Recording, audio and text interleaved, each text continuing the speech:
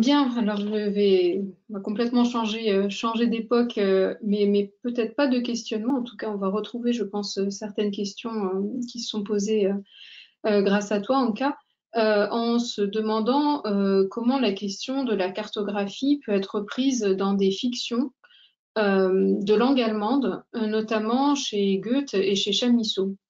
Alors, je partirais du fait qu'il y a une ambiguïté des rapports entre cartographie, géographie et littérature depuis l'Antiquité, hein, puisque la question de savoir quel est le rôle d'Homère, de l'Iliade et de l'Odyssée pour les sciences géographiques a été posée par Strabon dans les premiers chapitres de sa géographie, hein, qui considère qu'Homère est le fondateur même de la science géographique. Et bon, alors qu'Ératosthène, lui, prétendait, je cite hein, toujours, réduire la poésie à n'être qu'une vieille conteuse de fables qu'on laisse libre d'imaginer tout ce qui peut lui sembler bon à divertir les esprits. Donc cette question du rapport entre imagination, science cartographique, fiction a été posée depuis les époques dont tu nous parlais en cas. Alors, à l'heure actuelle, quand on étudie la littérature, il y a tout un courant des études littéraires qui s'interrogent sur les relations entre cartographie, géographie et littérature. Et je reprends ici des points que vous trouverez, je passerai rapidement puisqu'on n'a pas tant de temps que ça, mais des points que vous retrouverez dans la présentation de Michel Collot pour une géographie littéraire, où il distingue les champs de recherche suivants hein, du point de vue des études littéraires actuelles. D'une part, dans une première approche qui est ce qu'il appelle la géographie de la littérature, qui étudie le contexte spatial dans lequel des œuvres littéraires ont été produites. Et cette géographie de la littérature a commencé par mettre l'accent sur l'univers référentiel d'un auteur plutôt que sur l'étude des espaces évoqués par les textes littéraires. Donc il y a une sorte de pendant qui s'est fait entre l'histoire littéraire et la géographie de la littérature, donc qui s'est penché à partir du début du XXe siècle, ou même un peu avant, sur cette question de l'univers référentiel d'un auteur. Et dans le prolongement de cette géographie de la littérature, il s'est agi maintenant plutôt d'étudier la littérature dans l'espace et l'espace dans la littérature en se penchant aussi sur les lieux du commerce littéraire, par exemple les éditions, les salons, la question des traductions aussi, la répartition des traductions du point de vue spatial, aussi bien que sur les lieux qui sont mentionnés dans les œuvres. Et ces études ont fréquemment recours d'ailleurs à la carte comme outil d'exploration. Donc c'est une manière de mesurer la dimension spatiale, disons, de la production littéraire. Après, il y a ce premier courant qui est la géographie de la littérature. Il y a un autre courant qui est celui de la géocritique depuis les années 2000 et qui se penche sur les représentations de l'espace dans les textes. Représentation imaginaire, représentation thématique aussi. Et dans cette approche géocritique, le constat est fait d'une importance croissante de la dimension géographique dans la littérature contemporaine, notamment, ainsi que dans la pensée philosophique. Et la géocritique étudie la relation entre les représentations de l'espace en littérature et l'espace réel évoqué.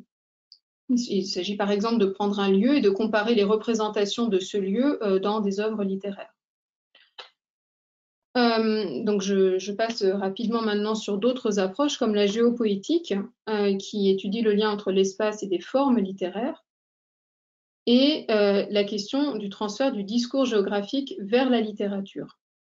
Donc c'est plutôt de ce côté-là que nous allons nous situer, en étudiant plus exactement le rapport entre l'évolution de l'outil cartographique et sa reprise dans des textes littéraires.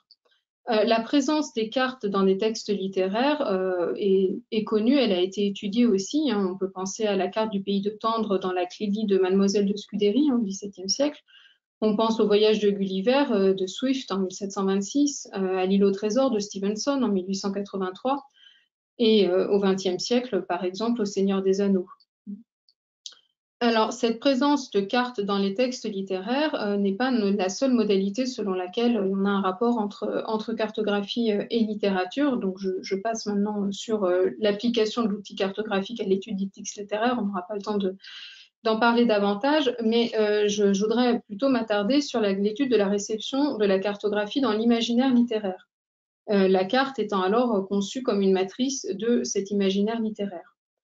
Des études ont été menées dans ce domaine, hein, je pense notamment à l'étude de Jörg Dünn sur l'imagination cartographique, publiée en allemand, Die Kartographische Imagination, sur la manière dont les cartes de la première modernité ont pu nourrir cet imaginaire. Je pense aussi aux travaux évidemment de Franck Lestringant, qu'on a entendu la dernière fois, hein, sur le livre des îles et insulaires, et aussi aux travaux de Robert Stockhammer sur la cartographie de la Terre, hein, die Kartierung der Erde, et son implication dans une perspective de littérature comparée.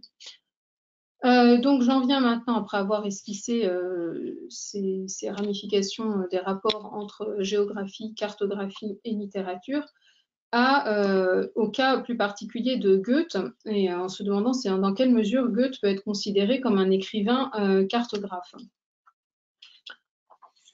Alors Goethe, hein, qui est né en 1749 et mort en 1832, est célèbre, resté célèbre pour ses talents d'écrivain. On sait qu'il a eu un succès retentissant alors qu'il était très jeune. Il a bouleversé le théâtre de langue allemande par des pièces comme Götz von Berlichingen et a été connu dans l'Europe entière avec la publication de son roman épistolaire Les souffrances du jeune Werther en 1774, qui a été traduit très rapidement dans plusieurs langues en Europe. Ce qu'on a peut-être moins à l'esprit, c'est que Goethe était aussi homme de science. Et parmi sa production écrite, on a de nombreux écrits scientifiques. Une théorie des couleurs, un essai sur le granit, des hypothèses novatrices sur les chaos granitiques, hein, notamment le chaos granitique de Louisenbourg, donc du côté de la géomorphologie. Il a aussi découvert l'existence de l'os intermaxillaire chez l'homme. Il a écrit un essai sur la métamorphose des plantes, entre autres. Donc ça, c'est du côté de sa production écrite. Ce qu'il faut aussi avoir en tête, c'est que à côté de cette production écrite, Goethe était aussi l'auteur de très nombreux dessins. Et ces dessins relèvent dans une large part de l'étude de la nature. On a des dessins de plantes, des dessins de nuages qui accompagnent sa réflexion sur les théories météorologiques. Il a écrit un essai de théorie météorologique, un essai sur la forme des nuages aussi de Howard en 1820, et puis on a aussi de nombreuses esquisses géologiques, je vous en montrerai une tout à l'heure. Donc, il y a un aspect graphique, une dimension graphique dans l'œuvre de Goethe qui est importante pour comprendre aussi son rapport à la représentation cartographique également. Alors, l'intérêt de Goethe pour les sciences est connu, a été largement étudié. On sait aussi à quel point ces connaissances ont pu nourrir son œuvre littéraire. Je vous donnerai simplement un exemple, c'est tout le débat qui oppose en géologie les neptunistes, pour qui les continents sont nés du retrait de l'océan primordial, hein. Donc opposition entre les neptunistes et les plutonistes, pour qui les roches terrestres proviennent de l'activité volcanique. Eh bien, ce grand conflit géologique contemporain de Goethe est mis en scène dans le Faust II à l'acte 4. Donc on a une reprise de ces thèmes discutés, ces thèmes scientifiques qui sont discutés à l'époque dans son œuvre littéraire. Si on prend toute la réflexion de Goethe autour de la notion de Bildung, de formation, elle se comprend évidemment dans un contexte artistique, mais elle ne peut pas être dissociée du sens qu'il attribue à ce terme de Bildung, de formation, en tant que naturaliste, en lien avec toute sa théorie de la métamorphose des plantes notamment.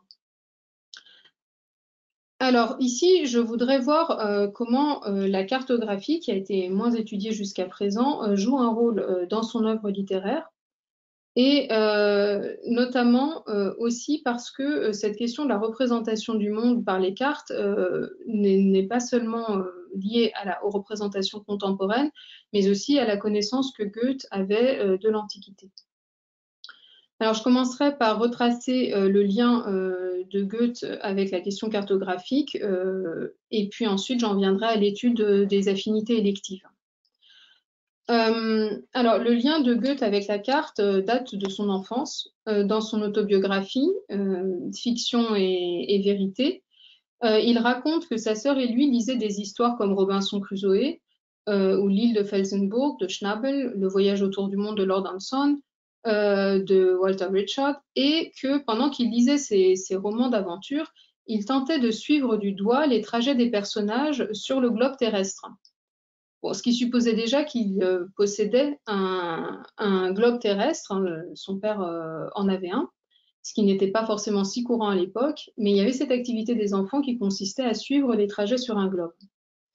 Et dans le catalogue de la bibliothèque de Goethe, on a pu noter qu'un nombre important d'ouvrages géographiques est mentionné. On a une vingtaine d'ouvrages généraux, une quinzaine d'ouvrages de topographie régionale. On a des récits de voyage et on a aussi un lot de cartes qui faisait partie de cette bibliothèque paternelle. Malheureusement, on n'a pas le détail de cette collection. En tout cas, Goethe, lui, qualifie cette collection de cartes de remarquable. Et Goethe, adulte, lui-même, possédait une grande collection cartographique. On a le catalogue des cartes en sa possession, recense plus de 300 documents. Alors, tout au long de sa vie, Goethe a non seulement utilisé les cartes, mais il a aussi été à l'origine de la production de certaines cartes, dans des domaines aussi variés que la géologie, l'étude des textes littéraires ou le savoir linguistique. Pourquoi? Parce que Goethe, pour des raisons professionnelles, en vient à s'intéresser à la géologie. Il est notamment chargé d'administrer des mines de cuivre, pour le duché de Saxe-Weimar-Eisenach en 1777. Et c'est la raison pour laquelle il en vient à commander à Charpentier la réalisation de cartes. Et c'est son premier projet cartographique. Donc Charpentier, qui était professeur à l'école des mines de Freiberg, qui était un collègue d'Abraham Gottlob Werner, qui était l'un des plutonistes de l'époque. Donc il partage juste un neptuniste, c'est-à-dire que Charpentier et Werner étaient contre les théories plutonistes de l'époque. Charpentier est donc l'un des conseillers techniques de Goethe à la commission des mines dont il s'occupe. Et il fait paraître en 1778 son œuvre la plus importante, donc qui est la géographie minéralogique de l'électorat de Saxe, 1778, accompagnée de cette carte, qui est une carte pétrographique de Saxe, où le territoire est subdivisé en 8 zones colorées, correspondant à des grandes unités lithologiques. Alors Goethe, qui a apprécié les travaux de Charpentier, lui écrit en 1780 pour lui demander où en est la réalisation de la carte du district qu'il administrait pour les mines à Ilmenau. Et donc on voit dans cet échange de lettres que Goethe lui avait commandé les cartes en question. C'est un premier moment où on voit l'intérêt de Goethe pour les cartes à des fins vraiment professionnelles pour l'administration des mines. Le deuxième projet cartographique dont j'ai pu retrouver la trace est lié à l'étude des textes. Ce qui me paraît intéressant, c'est qu'on a un rapport à l'outil cartographique qui est de plusieurs ordres. En 1797, Goethe se propose de joindre une carte à un travail historique qu'il a rédigé et qui est une description biblique qui porte sur la description biblique de l'Exode. Il écrit « L'essai muni d'une carte devait transformer cette errance étrange de 40 ans en une entreprise sinon rationnelle, du moins saisissable. » Alors c'est un essai qui aurait dû paraître dans la revue de Schiller Die Huren et que Goethe publiera finalement bien plus tard, en 1819, dans la partie en prose du Divan d'Orient et d'Occident. Et lorsqu'il publie l'essai à cette date-là, il n'y a pas de carte, il n'y a pas cette carte qu'il mentionne dans ses souvenirs de 1797.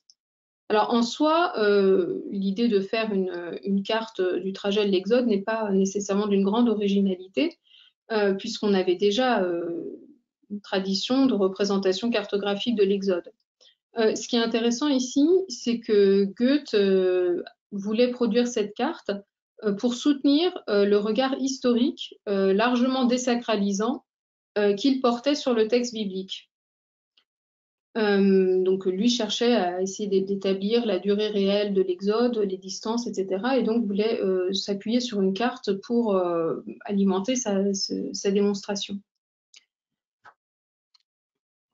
Nous avons des cartes par ailleurs de la main de Goethe, en tout cas des esquisses, qui nous sont restées et qui datent d'une dizaine d'années plus tard, de 1806. Je vous en montre, voilà, c'est une esquisse de carte géologique de la région de Karlsbad. donc on voit, enfin ici on voit assez mal, mais on arrive quand même à lire en principe sur une reproduction plus grande, de meilleure qualité, les termes qui font référence aux minéraux. Donc ce qui montre comment, alors qu'il séjournait dans la région, il s'était interrogé à ces questions géologiques et avait cherché à produire lui-même, à l'appui de ses observations, ses esquisses cartographiques. J'emploie évidemment le terme cartographique dans un sens commun et très large. L'année 1807 est marquée par 2 projets de représentation de la Terre qui témoignent de son intérêt pour cette représentation de l'espace terrestre, même s'il ne s'agit pas de cartes, et tout particulièrement pour son intérêt pour la représentation des montagnes. Goethe conçoit d'un côté une maquette qui représenterait à la surface un paysage s'élevant de la plaine à la plus haute montagne, et c'est un modèle qu'on aurait pu séparer.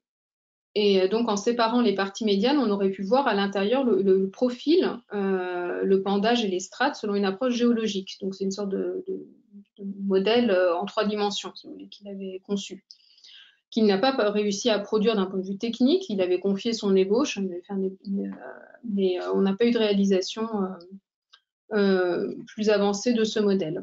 Et la même année, Goethe reçoit l'ouvrage d'Alexander von Humboldt sur la géographie des plantes, ouvrage qu'Alexander von Humboldt lui a dédié. Et en s'appuyant sur les hauteurs connues des montagnes du monde fournies par l'ouvrage, Goethe entreprend de dessiner un tableau synoptique de ces hauteurs. C'est ce qu'on voit ici.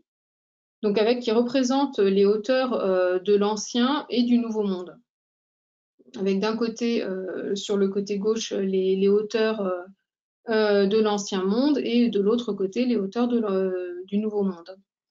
Donc ce n'est pas une représentation de la répartition des montagnes sur la surface terrestre, mais c'est une sorte de fiction, cette représentation, qui permet de mettre en regard les hauteurs. Et sur ce paysage symbolique, Goethe place les hauteurs tropicales donc à droite, dispose à gauche les hauteurs européennes. Et ce dessin, qui est dédié à Alexander von Humboldt, devient très rapidement célèbre, se diffuse et publié. Alors là encore, il n'est pas le premier à rapprocher graphiquement les plus hautes montagnes, il y a toute une tradition, je passe sur ce point-là, mais c'est un dessin qui, par sa qualité graphique aussi, connaît un large succès et se diffuse.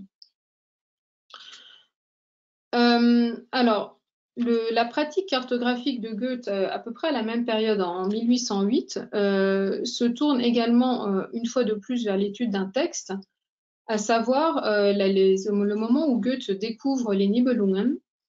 Et à ce moment, il étudie le texte en détail en cherchant à comprendre l'itinéraire en fait, des personnages. Donc, on a ces esquisses de sa main qui nous sont restées, qui datent donc de 1808. Et ce qui est intéressant, c'est que en commentant ces esquisses, il a considéré que son travail était du même type que celui que Fosse, qui était grand traducteur du grec, avait réalisé pour le monde antique, notamment pour Homère, pour Hésiode ou pour Échille. Donc, l'idée d'établir ces itinéraires est nourrie par la lecture que Goethe avait des écrits de Fosse notamment, au sujet de la géographie antique, au sujet du monde antique, disons en général. Et il faut savoir qu'à partir de 1794, Goethe avait entretenu des échanges soutenus avec Fosse au sujet de la géographie antique. Et il avait d'ailleurs proposé à Fosse de publier sa carte sur le monde d'Échille pour un des numéros de la revue Jener Allgemeine Literaturzeitung en 1804. Et c'est finalement une autre carte, la carte du monde d'Hésiode, qui a été publiée. Donc, vous la voyez ici, qui a été publiée donc, dans un des numéros de cette revue. L'élaboration de la carte des Nibelungen, donc on voyait de ces cartes-là, affirme Goethe, l'a conduite à de très belles réflexions, de sorte que l'usage de la cartographie se voit doté chez lui d'une valeur heuristique. C'est-à-dire, s'il fait ses esquisses, c'est pour mieux comprendre le texte et pour entrer dans la compréhension de l'œuvre littéraire. Bien qu'elles soient, comme vous pouvez le constater, ces cartes extrêmement schématiques. Et elles ne enfin, on ne peut pas vraiment dire du tout que par leur qualité, elles s'apparentent aux représentations que Foss a pu faire. Donc je vous ai aussi reproduit cette carte du monde d'Homère de Foss également. En tout cas, cette lecture des travaux de Foss et les esquisses que Goethe a pu faire des Nibelungen montrent comment il pouvait soumettre les récits qu'il lisait à une lecture spatiale qui était étayée par l'usage de l'outil cartographique de représentation. Bien, je suis obligée de couper. Disons que cette tendance à vouloir représenter par des cartes le savoir, cette approche spatiale de Goethe que Michael Bakhtin aussi a noté dans son essai sur le Bildungsroman, trouve encore une autre forme d'expression en 1812 lorsque Goethe demande à Wilhelm von Humboldt des instructions lui permettant d'établir une carte des langues d'Europe.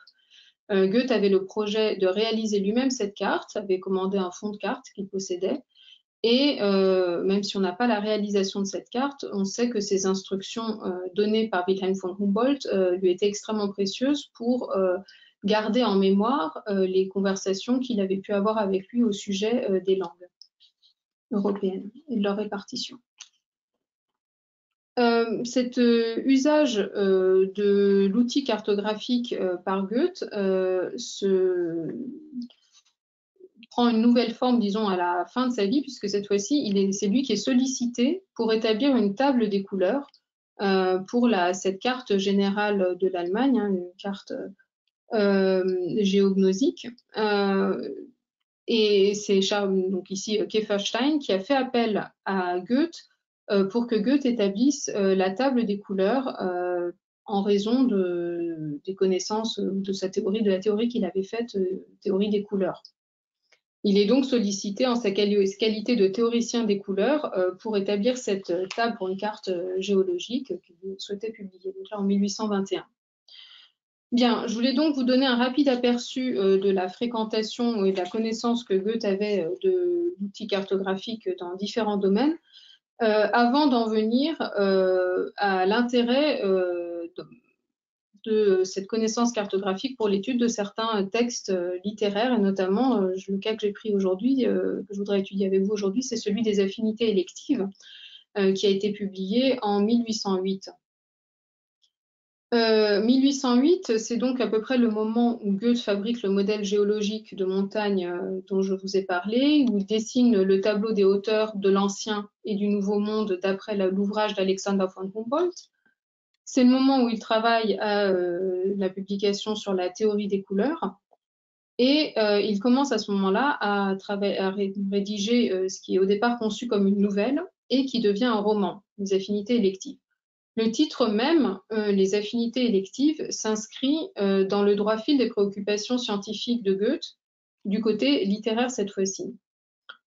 Il explique à propos de ce titre, les affinités électives, je cite, « Il semble que ce soit la poursuite des travaux scientifiques de l'auteur qui l'ait conduit à choisir ce titre.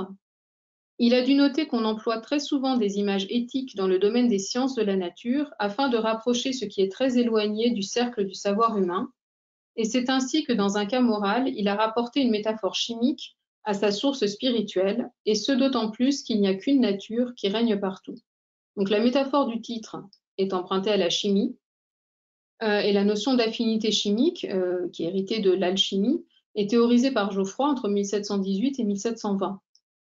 Elle décrit le fait que des composés chimiques, une fois mis en présence, se défont pour se conjuguer avec certains composés et former de nouveaux composés chimiques. Donc l'image est appliquée par Goethe à un couple heureux, qui est formé par Charlotte et Édouard au début du roman. Et ce couple, soumis à la rencontre avec deux autres personnages, se disloque pour constituer deux nouveaux couples au prix de la mort d'un enfant et de deux des protagonistes. Alors, tout le récit s'organise autour d'une propriété, et plus exactement des travaux de réaménagement de cette propriété. Charlotte et Édouard s'affairent chacun à embellir leur parc par diverses constructions. Édouard s'occupe des plantations, Charlotte fait construire une tonnelle qui permet de jouir d'une belle vue sur le paysage, et elle réaménage également le cimetière. Et c'est à ce moment-là qu'Édouard invite un de ses amis, un capitaine qui s'appelle Otto, et l'invite à rester chez eux. Charlotte, de son côté, invite sa nièce, Ottilie. Et le capitaine, Otto, pour se rendre utile, il arpente le domaine, il établit une carte de ce domaine qu'il illumine. Et cette carte du domaine établie par l'un des personnages, par ce capitaine, joue un rôle déterminant dans le cours du récit. Ce qui est intéressant ici, c'est qu'on a une description précise du relevé topographique fait par le personnage, et de la réalisation aussi. Goethe qualifie cette carte de topographique. Il nous explique que l'échelle est assez grande. Elle est décrite de manière claire et saisissable à la plume. Il y a des couleurs aussi. Et il explique aussi que ce relevé topographique est fondé sur des mesures trigonométriques. Une fois que la carte est établie, le récit nous explique que Édouard voit ses propriétés croître sur le papier comme une nouvelle création. Il lui semblait en prendre connaissance seulement maintenant, elle lui paraissait lui appartenir seulement maintenant. La carte est donc considérée explicitement comme un instrument de connaissance et de maîtrise de la nature. Grâce à cette carte, l'aménagement du territoire s'organise désormais de manière très structurée, puisque les personnages décident des nouveaux aménagements à partir de la carte et non plus à partir de la connaissance empirique qu'ils avaient de ce domaine. C'est ainsi qu'ils vont trouver de meilleurs chemins, projeter une digue, vouloir faire un lac artificiel en réunissant plusieurs étangs. Et d'ailleurs, pour choisir le lieu de construction, le lieu où doit être construite une nouvelle maison, c'est Ottilie qui désigne ce lieu sur la carte de son doigt. Elle dit que ça doit être ici, en montrant sur la carte le lieu. Et Édouard prend un crayon et biffe la carte pour indiquer l'endroit où la construction doit avoir lieu. Donc c'est le geste sur la carte qui va ensuite transformer le territoire, ce qui conduira à la fin de l'histoire, à la catastrophe dont je vous passe le détail. Bon, en tout cas, la question que je me suis posée à la lecture du roman, c'est savoir pourquoi la carte elle-même n'est pas montrée dans le roman. Alors que Goethe savait faire des cartes, qu'il maîtrisait la technique, il était proche aussi d'un éditeur, Berthour, qui lui-même publiait des cartes et qui disposait d'un institut cartographique. Goethe n'a pas jugé bon d'inclure une représentation de la carte faite par le capitaine dans le roman. J'ai mentionné tout à l'heure le fait qu'on avait déjà à l'époque des textes dans lesquels des cartes pouvaient être reproduites. Ce n'était donc pas un procédé nouveau en tant que tel. Ce qui est plus intéressant ici, c'est que délibérément, Goethe met en scène l'établissement de la carte, sa manipulation, ses effets, mais se garde précisément de la montrer. Le territoire est cartographié par le capitaine en procédant à une triangulation. Donc il se déplace, il multiplie les points de vue, il construit un point de vue surplombant sur le territoire, il établit la carte.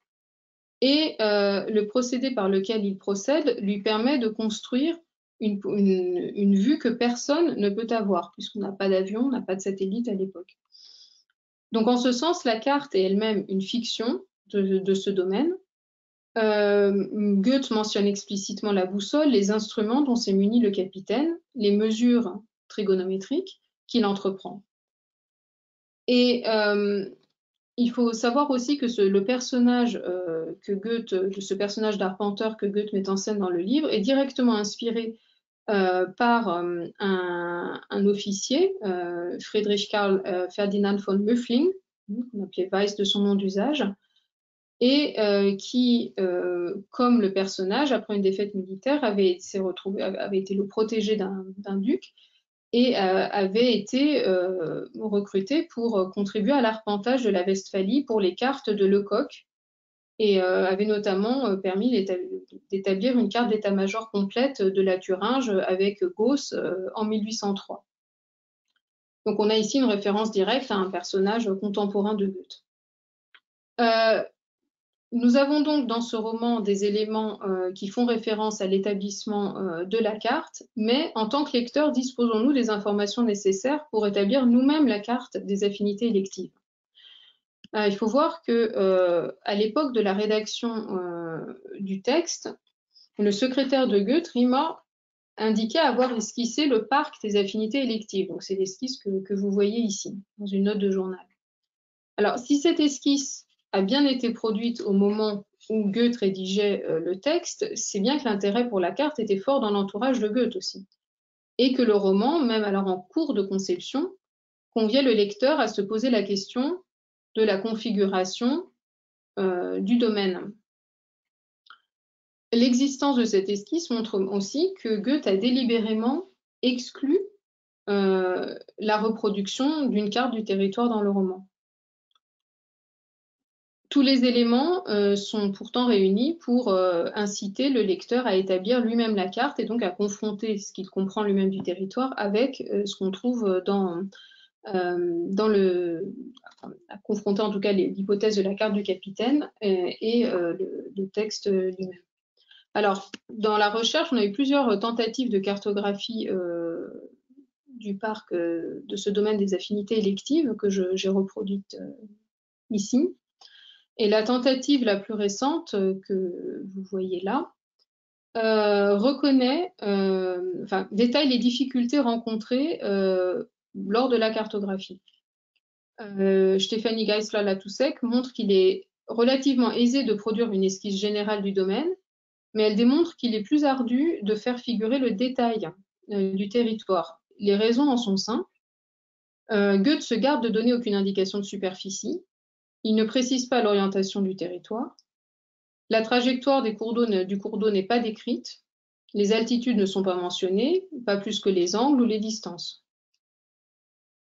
Donc, cet article montre à quel point les indications sont tributaires de la précision, enfin l'établissement de la carte est tributaire de la précision de la lecture des textes et comment on en vient à combler des lacunes de la description. Et pourtant, on peut établir une carte assez précise. Même si la localisation de certains éléments est floue de prime abord, si on postule qu'il y a une cohérence dans la description du territoire, on peut établir la carte qu'elle fait. Bon, je passe sur certains points. Ce à quoi je voulais en venir, en tout cas en prenant l'exemple des affinités électives, c'est montrer en quoi un auteur comme Goethe, qui a une très bonne connaissance de l'outil cartographique, qui a pu y avoir recours pour son propre travail dans des mines, par exemple, l'administration des mines, qui manipule aussi cet outil à des fins d'études littéraires, peut concevoir un texte qui propose une réflexion délibérée sur la cartographie avec un personnage qui est arpenteur, qui est cartographe, et décide de ne pas faire figurer la carte. Alors comment expliquer cette absence de carte dans le texte? Il s'agit ici de confronter d'un côté l'idée d'une carte objective du territoire, celle qui est le fait du capitaine, avec la logique subjective à laquelle cette carte est soumise à l'intérieur du texte. C'est aussi la raison pour laquelle le roman ne nous propose que des indications subjectives de distance, par exemple le temps de marche, mais non pas le nombre une distance mesurée, disons, mesurée avec un outil objectif.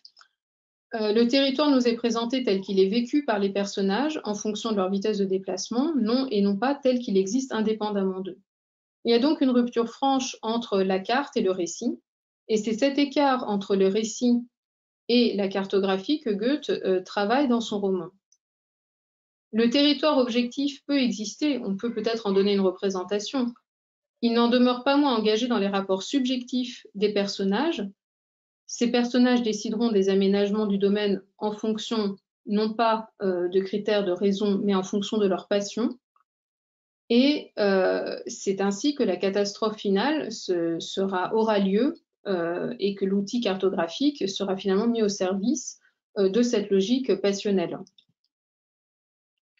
Goethe joue donc dans ce roman de l'espace qui sépare précisément la logique du géomètre, qui est réputée dans le texte rationnel, quantifiable, mesurable, efficace, de celle de la logique, disons de la logique des sentiments qui produisent leur propre alchimie et démontre ainsi que s'abstraire de cette perspective subjective vécue du territoire est une fiction.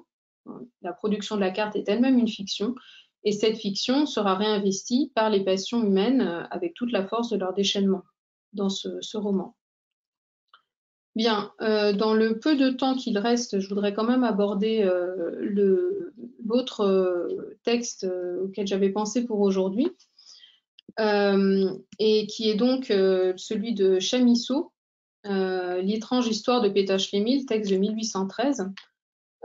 Chamisso, bon, je passe sur les éléments, sur quelques éléments biographiques de contexte. Il est né en 1781 en France, a émigré et a adopté ensuite la langue allemande dans laquelle il a écrit. Et dont il est devenu d'ailleurs il a été donné ensuite en modèle à des générations pour son écriture. J'en viens à l'étrange histoire de Peter Schlemihl. C'est un texte qui est connu aussi parce que c'est l'histoire de l'homme qui vend son ombre, disons. Cette question du double et de l'ombre fait référence à la vie de Chamisso, qui a changé de langue, qui a changé de pays, et le récit a été beaucoup interprété de ce point de vue-là.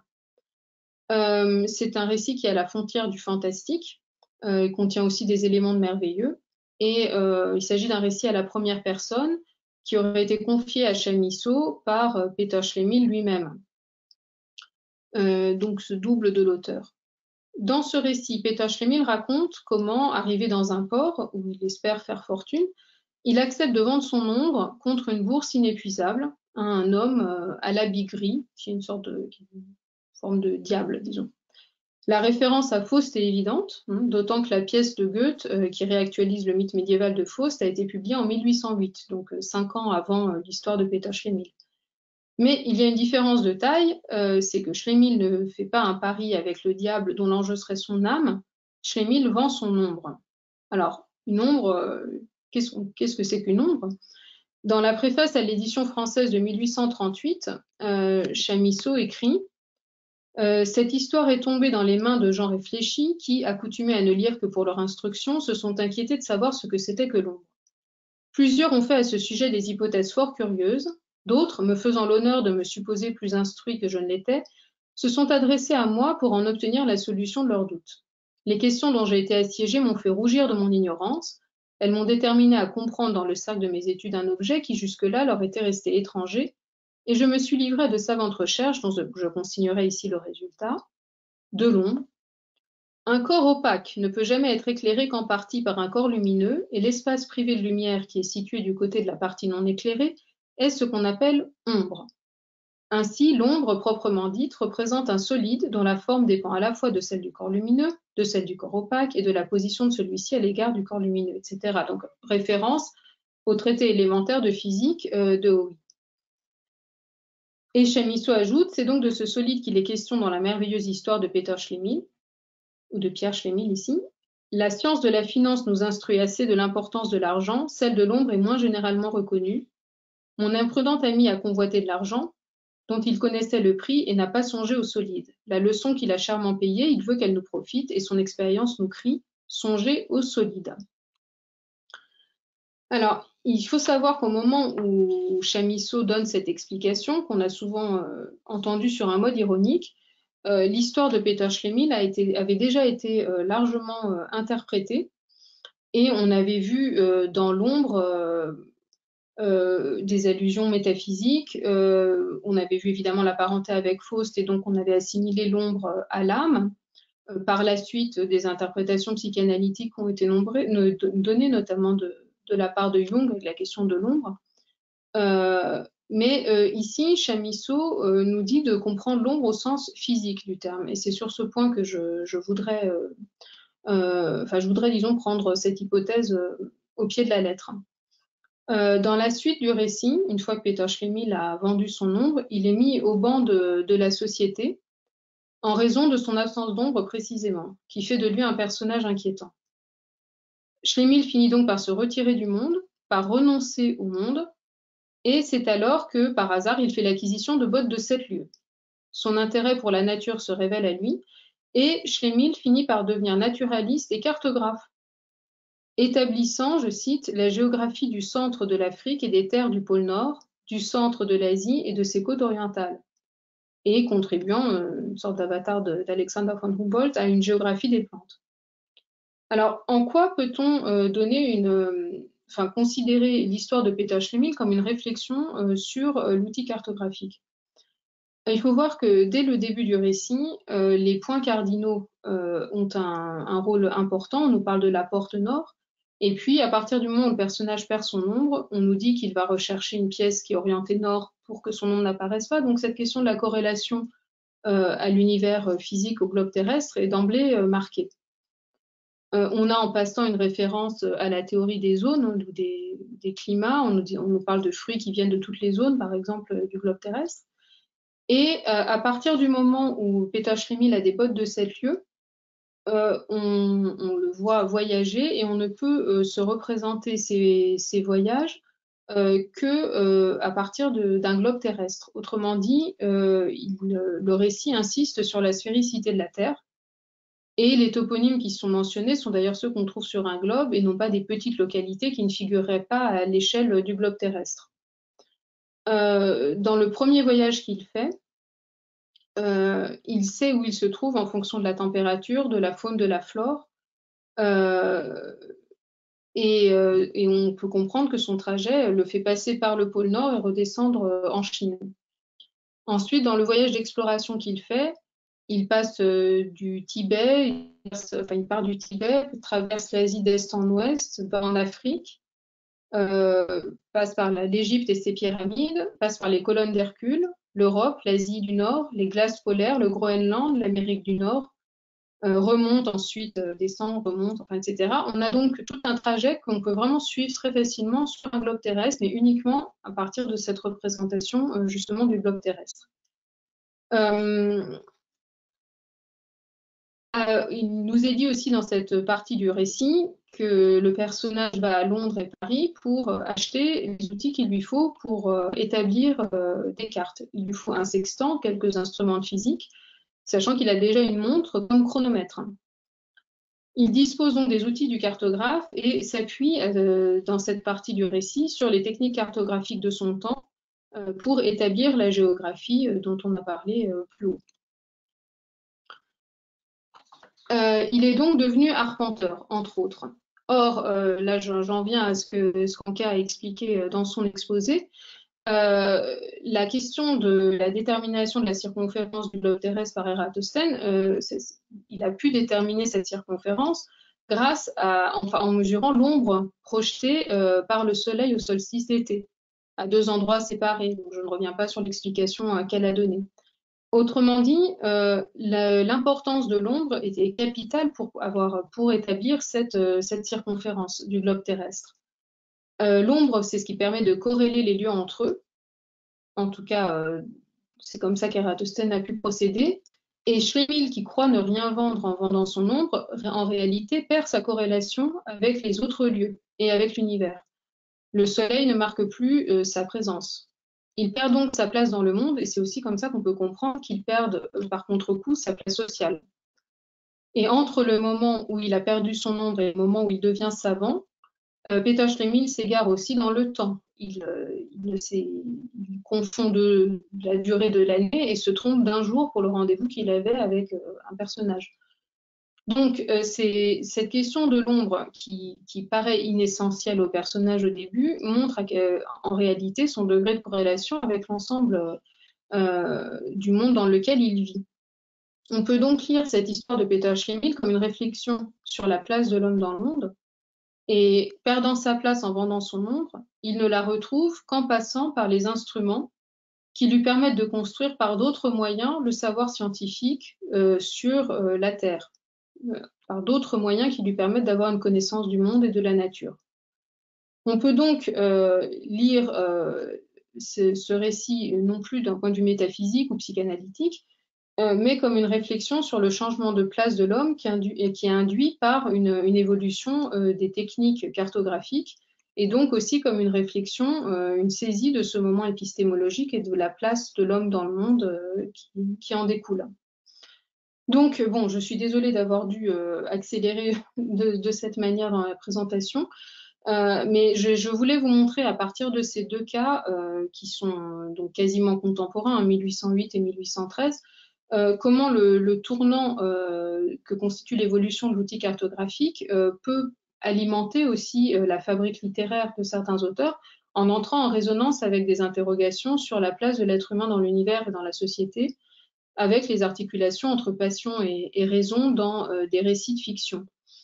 Et il m'a semblé aussi important de prendre ces deux exemples parce que ce soit pour Goethe ou dans le cas du récit Peter Schlemihl de Chamisso, cette réflexion sur l'outil cartographique est liée aussi à une connaissance de l'Antiquité et à il me semble en tout cas, à une réflexion sur cette question de la géographie, la cartographie, la chorographie dont le cas a pu parler.